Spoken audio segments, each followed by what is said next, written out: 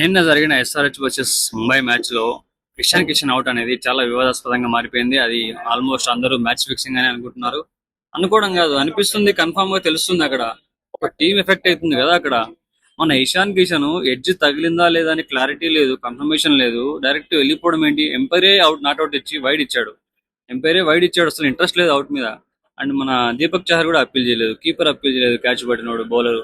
వీళ్ళంతా అప్పీల్ చేయకుండానే తనకు తానే అవుట్ అయ్యాను అనుకుని తనే వెళ్ళిపోవడం స్టార్ట్ చేశాక అప్పుడు మన చహర్ అది చూసి అప్పీల్ చేస్తే ఎంపైర్ కన్ఫ్యూజన్ లో అవుట్ ఇచ్చాడు. అది చూసుకోకుండా మన ఇషాన్ కిషన్ మళ్ళీ ఆగాడు అనమాట. ఆ టైంలో అడుగుదా అంటే ఎంపైర్ అవుట్ ఇస్తాడు నాట్ ఇస్తాడని. అది నాకు అర్థం కాలేదు, తను బ్యాట్ టచ్ అయింది తనకు కూడా తెలియదా. దానివల్ల వాళ్ళ టీం ఎంత ఎఫెక్ట్ అయింది. ఒకవేళ తను నిలబడి ఉంటే స్కోర్ వేరే విధంగా ఉండేదేమో కదా. స్కోర్ ఎక్కువ కొట్టేదేమో కదా, 200 వరకు వెళ్ళేదేమో కదా. అప్పుడు చేజ్ చేయడానికి ముంబైకి అంత అవకాశం ఉండేది కాదేమో కదా. ఇలాంటివన్నీ చిన్న చిన్నవే పెద్ద మిస్టేక్స్ అయితే అనమాట. ఇప్పుడు ముంబై గెలవడానికి కారణము ఇషాన్ కిషన్ అయి ఉండొచ్చు. అక్కడ అది ఒక కీ పాయింట్ అయి ఉండొచ్చు, టర్నింగ్ పాయింట్ అయి ఉండొచ్చు. ఆ టైంలో చెక్ చేసుకోవాలి కదా.